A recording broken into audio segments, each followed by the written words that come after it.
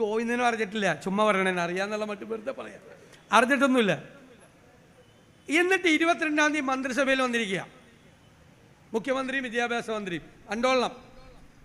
അപ്പം മന്ത്രി കെ രാജൻ 4 മന്ത്രിമാരെ പ്രതിനിധാനം ചെയ്ത് CPIയുടെ നേതാവ് രൂക്ഷമായി പറയുകയാണ് മന്ത്രിസഭയിൽ, ഇതിലൊപ്പിടരുത്, ഒപ്പിടാൻ പാടില്ല. മിണ്ടിക്കൊടുത്തില്ല. ഒപ്പിട്ടിട്ട് വന്നിരിക്കുകയാണ് മുഖ്യമന്ത്രി, സമ്മതിക്കണ്ടേ?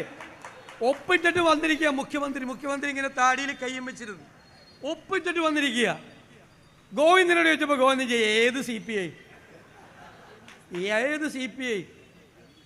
എനിക്ക് ബിനോയ് വിശ്വത്തോട് പറയാനുള്ളത്, നമുക്ക് വേറെ പ്രശ്നമൊന്നുമില്ല, നാണം കെട്ടിട്ട് ഇങ്ങനെ ഇരിക്കണം അതിൻ്റെ അകത്ത്. നാണം കെട്ട് എന്തൊരു നാണക്കേടാണ്. രാജൻ വീറോടുകൂടി വാദിക്കുമ്പോൾ മുഖ്യമന്ത്രി മിണ്ടായിരിക്കുക. 16-ാം തീയതി ഒപ്പിട്ടു, 22-ാം തീയതി മന്ത്രിസഭാ യോഗത്തിൽ മിണ്ടിയില്ല. എന്നിട്ട് അതിൻ്റെ അകത്തിരിക്കുക ഏത് CPI എന്ന് ചോദിക്കുക. ഇതാണ് സ്ഥിതി.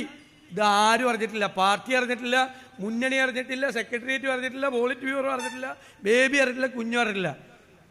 എനിക്ക് മുഖ്യമന്ത്രിയോട് ചോദിക്കാനുള്ളത് ഒറ്റ കാര്യം മാത്രമേ, എന്ത് ബ്ലാക്ക് മെയിലിംഗ് ആണ് ഈ അമിത്ഷാ അങ്ങയുടെ മീതെ നടത്തിയത്? ഇത് ചെയ്തില്ലെങ്കിൽ എന്ത് ചെയ്യുമെന്നാണ് പറഞ്ഞത്? അതൊന്ന് പറഞ്ഞാൽ മതി, ഞങ്ങളോട് പറഞ്ഞാൽ മതി. കുട്ടികളെ രക്ഷിക്കാൻ വേണ്ടിയിട്ടാണ്, കേരളത്തിലെ കുട്ടികളെ രക്ഷിക്കാൻ വേണ്ടിയിട്ടാണ് ഇതിൽ ഒപ്പിട്ടെന്ന് പറഞ്ഞത്. ഏത് കുട്ടികളെ രക്ഷിക്കാനാന്ന് പറഞ്ഞാൽ മതി, മനസ്സിലായല്ല?